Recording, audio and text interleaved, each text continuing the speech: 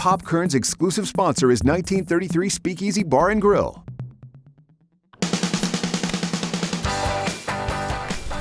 Welcome back to Pop Kern. I'm Karen Hua, and I hope you're ready to wind down with us this week. We're here at Triassic Vineyards in the Tehachapi Mountains, a true hidden gem of Kern County. I'm joined now by Jim Arnold. He owns this place with his wife, Sally. Jim, tell me all about how this vineyard started.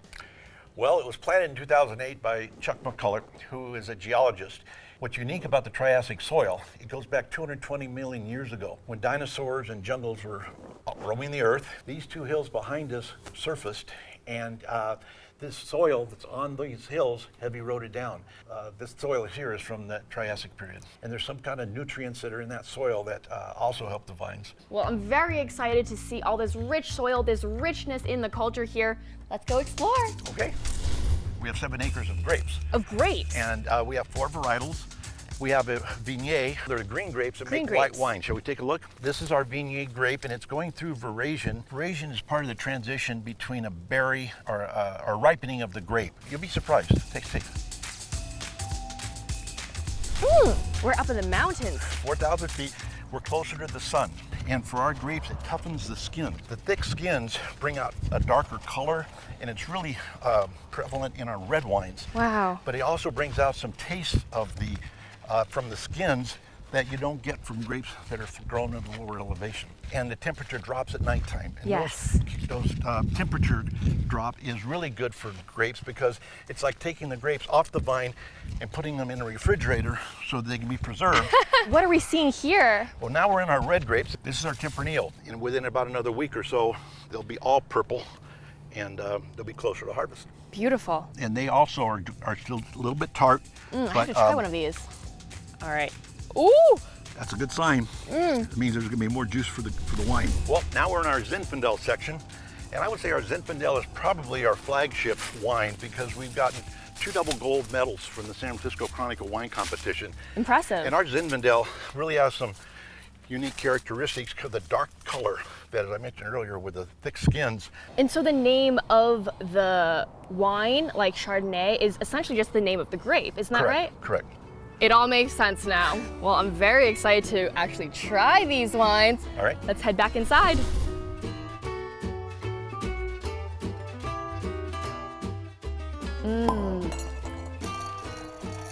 This is our 2015 Zinfandel, and if you notice, it's got a double gold from the San Francisco Chronicle Wine Competition, which is the largest one in the world for California wines. There are 7,000 entries, and most Zinfandels aren't that dark, and the reason it's dark is because of the thick skins that we were talking about that gives it more color. And before we take a sip, I would love to talk a little bit about wine etiquette, how you smell, how you swirl. Good question.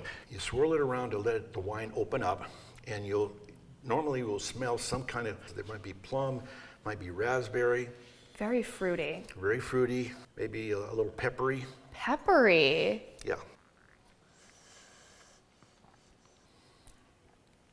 You know, I did get that slight hint of pepper. You can tell the quality of the wine by how long the taste lingers on your palate.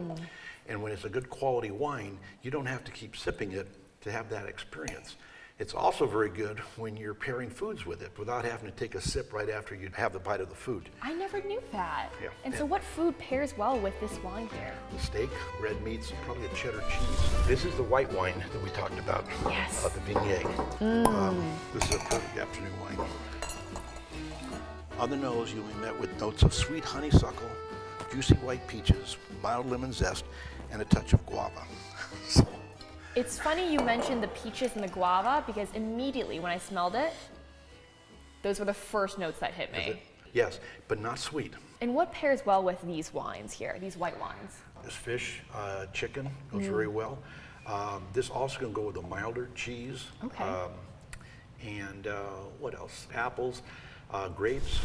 So like you were saying, Jim, it's really impressive that all of these accolades, they come out of Tehachapi, which many people would not necessarily expect. I know a few other vineyards are opening here soon. Yes, currently we have 7 vineyards. Wow. And we have 2 wine tasting rooms open, ourselves and Tehachapi Wine and Cattle.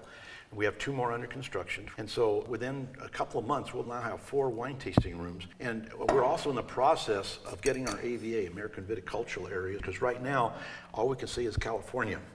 Other wine-growing regions will say Paso Robles or Napa. When we get the recognition, it'll mean a lot to Kern County because it'll recognize Tehachapi as a wine-growing region.